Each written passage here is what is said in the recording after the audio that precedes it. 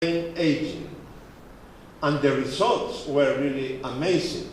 As you can see, it's a very serious study, almost 500 people older than 75. The whole study took 21 years, and the better results in terms of cognitive power were from the chess players, the bridge players, and the dancers. Why dancers, are you probably wondering about? Well, because dancing requires a very good coordination between brain and the rest of the body. The director of this study, Dr. Verghese, from the Albert Einstein College in New York, gave an interview to the Washington Post later on, and you can see the headline in the Washington Post: "Mind games may trump Alzheimer's, study side effects of bridge and chess." Well, it's especially interesting that down this story you can read this sentence from Mr. Verghese, which I think is very significant. "The day may be not far off when doctors recommend a game of chess and the daily crossword along with physical exercise and a healthy diet." Okay, we have even more. Here, unfortunately, I have to say that this particular study has not been published anywhere due to, let's say, political reasons. Let me tell you that the average quality of the Spanish politicians is far from perfect. So we had some problems about it. But what is important is I had the opportunity to meet with the doctors who were preparing and making this study, and all of them were very impressed about results. Also very amazing results, as good as the New York Albert Einstein College one. Well, I don't have a real scientific base either in this case. But anyway, I think this is a very significant argument. I have asked this question: have you ever met a chess player with Alzheimer's? Not only in all my lectures during the last 5 years, but also in my radio program, where I have more than 1 million listeners. Of course, I repeat the question here. Probably you know some case of a chess player who has suffering or is suffering Alzheimer's. Anyway, out of more than 1 million people, I only had 10 affirmative answers. Unfortunately, I have to say now 11, because 2 days ago I knew that international master Joaquim Durão from Portugal is suffering Alzheimer's. It's a very sad news, because probably, as far as I know, is the first title chess player with Alzheimer's, as far as I know. Anyway, what I want to remark is, according to official statistics, and this is absolutely serious and double-checked, in many advanced countries like the UK, USA, Spain, France, Germany, and I can add many more, between 8 and 10% of the population older than 65 is suffering Alzheimer's. If you compare 8 or 10% with 10 cases, 11 cases, out of 1 million, more than 1 million actually, the difference is so huge that it has to be significant.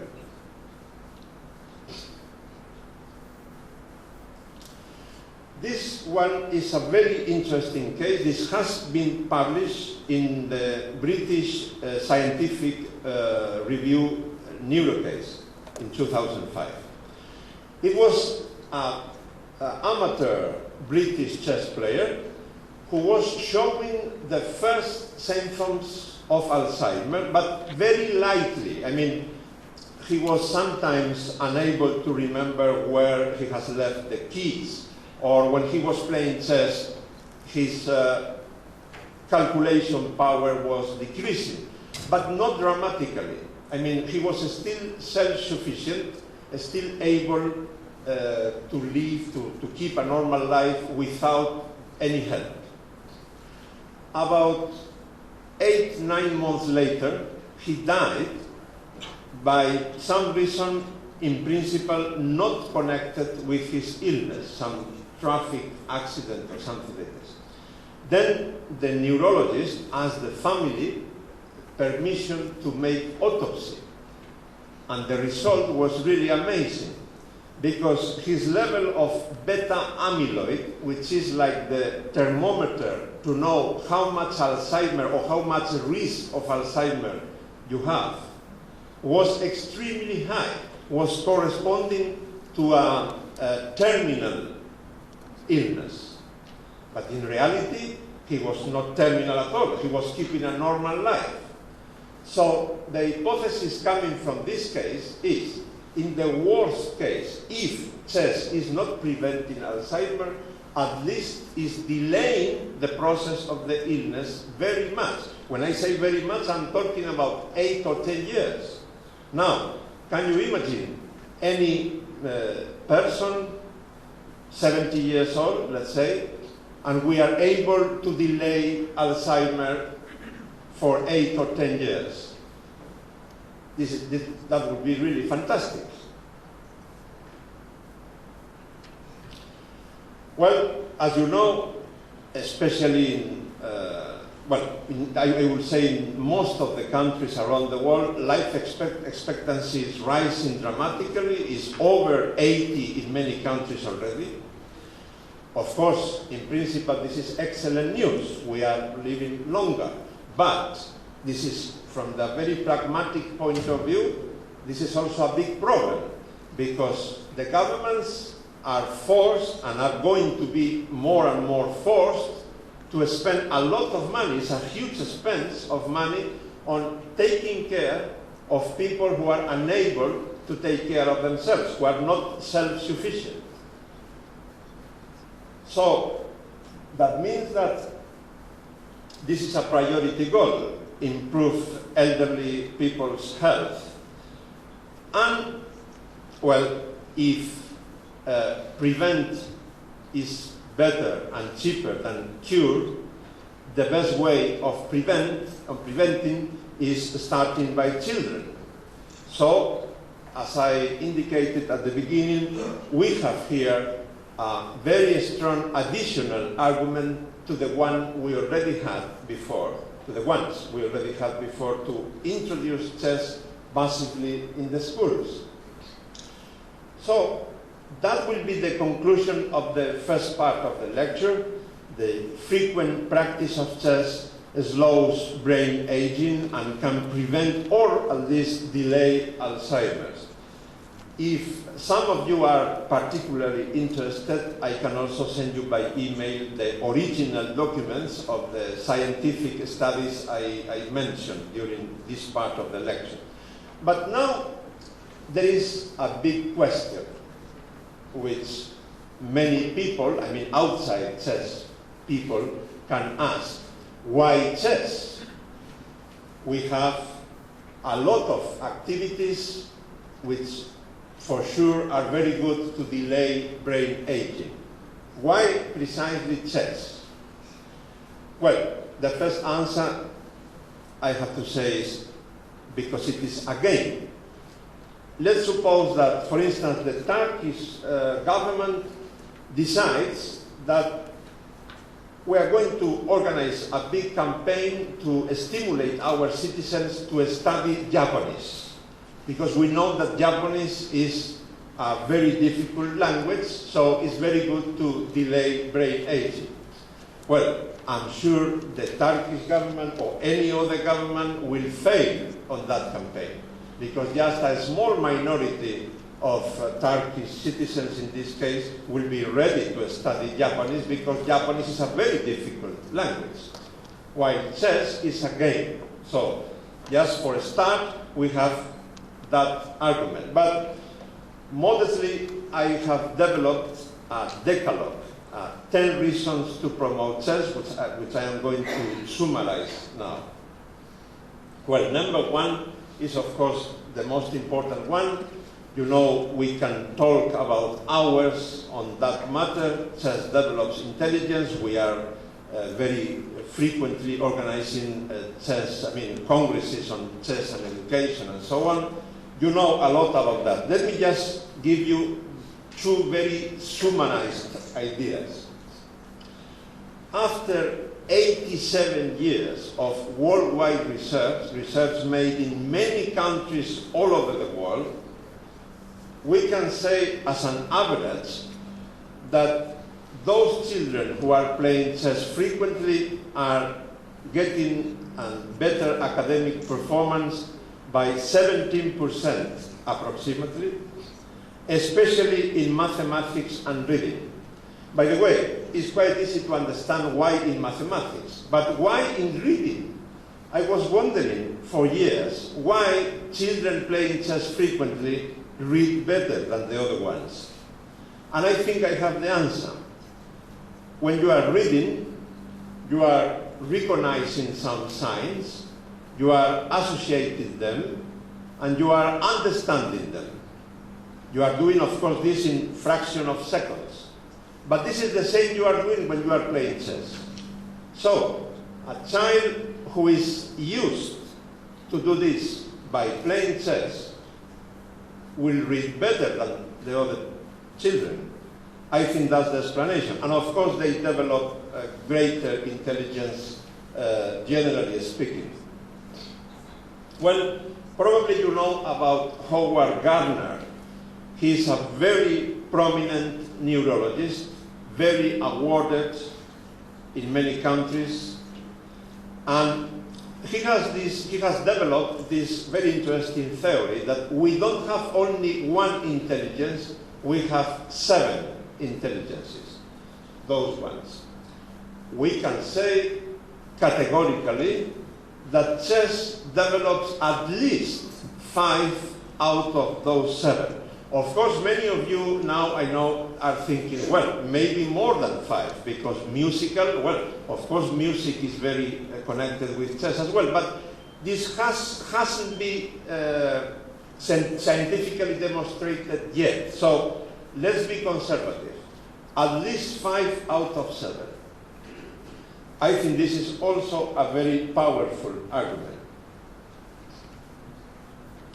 Well, I told already enough about this. Let me just add one more idea about what I am doing now with a group of some of the best Spanish neurologists. We are starting now to organize a campaign to get volunteer chess players, to ask them 2 things. First of all, to donate their brain to the science. I mean, after death, of course. And secondly, to make a lumbar puncture. Why this? Because this is the second best method to know how much beta amyloid you have in your brain. Remember, this is the thermometer to know how much risk you have to develop Alzheimer or other dementias. Of course, the first method is autopsy, but the second one is lumbar puncture. And we are starting to do this in Spain, and that will be very important, because if we can get several hundred of chess players, volunteers, doing this, then we can compare their brains with other people's brains. And that will be the definitive argument. Other social applications. Well, I think that probably Spain is right now the leading country in the world about many social applications of chess, as far as I know. I have personal experiences, very good ones, in prisons. I have given several lectures in prisons. I have been inside the prison with the inmates for the whole day a couple of times. I have also given some lectures in special prisons for very young people, under 18, and the results are very impressive. The behavior of the inmates improves a lot after they get chess lessons for a year, for instance. We have more experiences with former drug addicts, with hyperactive children, with people with autism, suffering autism or Asperger syndrome, with unemployed people, of course with wunderkinds, I mean child prodigies. I am forgetting something else. Yes, the last one is with children suffering cancer in the hospital. Chess is also helping a lot. If you want more details on this, I can give them to you later on. Well, I don't need to explain this. Chess is the only sport which can be practiced and taught through the internet. This is extremely important in many cases. Well, I think I don't need to elaborate this. And what about this one? As far as I know, I don't know if Ali knows more than me, only football and athletics have more countries affiliated to the International Federation than chess, right? Here I wrote 175, but President Ilyushinov told us a few days ago that it's already 177. I repeat, I think it's the third sport with more countries. I don't need to explain this about the age to play chess, you also know that. But I want to underline the other idea. Nowadays, in many countries, parents in general are too busy and they don't have time to play with their children. So grandparents teaching grandchildren is an interesting idea, especially when we are talking on chess. No explanation needed. I say here pounds because I gave this lecture just 2 weeks ago in England, but well, probably in many countries for much less than £10 you can get the basic infrastructure to play chess. This is very important. If you go to the street anywhere, here in Istanbul, in Madrid, in Beijing, in Johannesburg, I don't know, and you ask the first 100 people passing by, what is chess for you? What chess means for you? I'm sure that more than 80% of those people will include the word intelligence, or they will speak about intelligent people in their answer. That means that chess image is very connected to the intelligent image. So in terms of publicity, advertisements, here you have two examples. It's a bank from Ukraine, but we can also speak about the most important Turkish bank, or Coca-Cola. And we have many more examples. When those companies, or any government, or politician, whoever, are relating their image to chess, they are connecting their image to the intelligence. This bank is saying, we are intelligent people, we know how to manage the bank, so if you give us your money, we know what to do with your money. And this is extremely important in terms of media. As a professional journalist for 29 years, I can tell you that chess is a gold mine. Can you imagine how many good stories you have along 15 centuries? Even more probably, but documented history is about 15 centuries. And then, consequently, if we have more than 15 centuries of documented history of chess, what about interesting characters? We have hundreds, probably thousands. We can talk for days and without repeating at all about very interesting chess characters, which is, again, very important to promote chess in the media. And number 10 is the very interesting connections of chess with science and art. Well, you know, computers, psychology, pedagogy, mathematics, music, etc. By the way, chess, mathematics, and music are the three activities which produce more Wunderkind, that means child prodigies.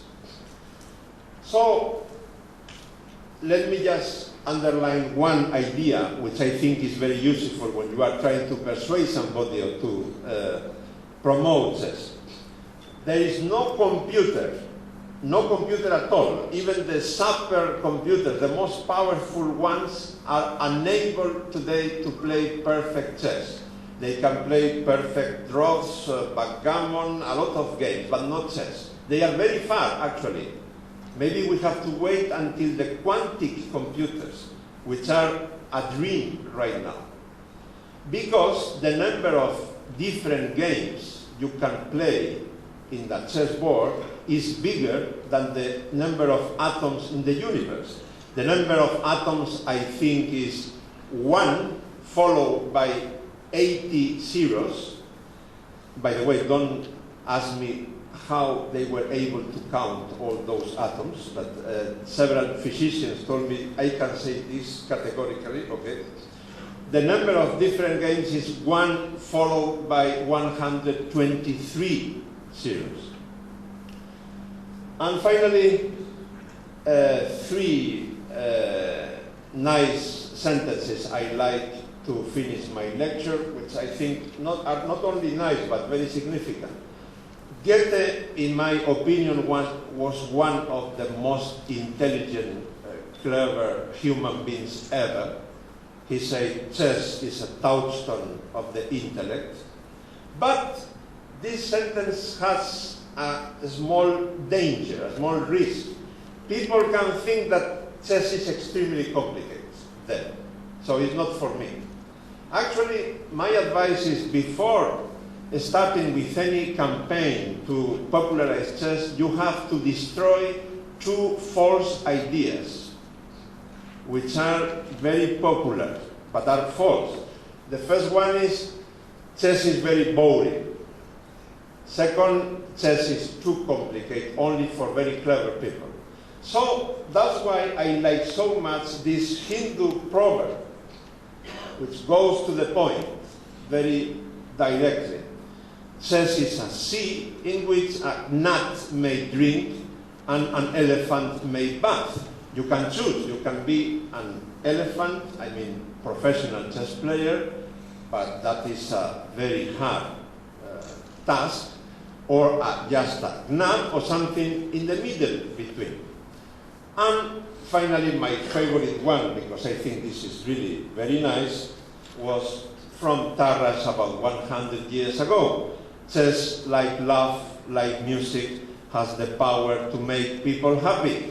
I hope that I am modestly contributing to help you to persuade more people to become happy because of chess, with the help of chess. Thank you very much.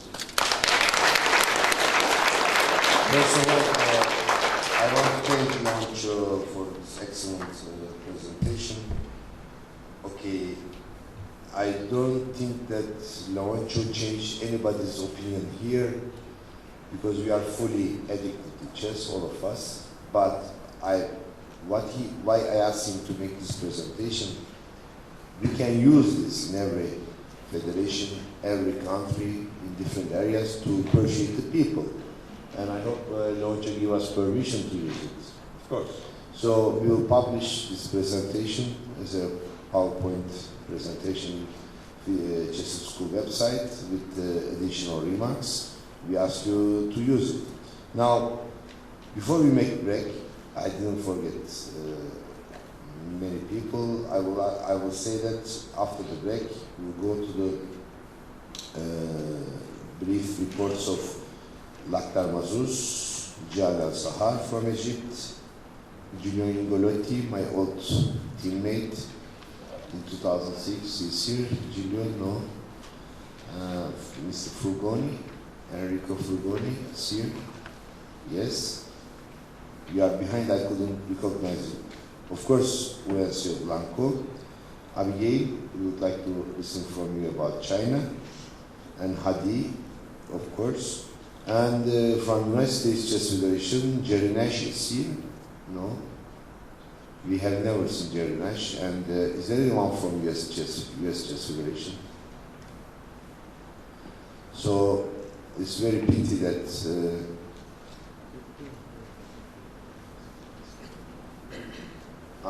okay, Bill Hall is sick. I wish him good health. He's flu. So we'll continue. Then we have now 15 to 20 minutes break. Then we continue after the break. Thank you very much.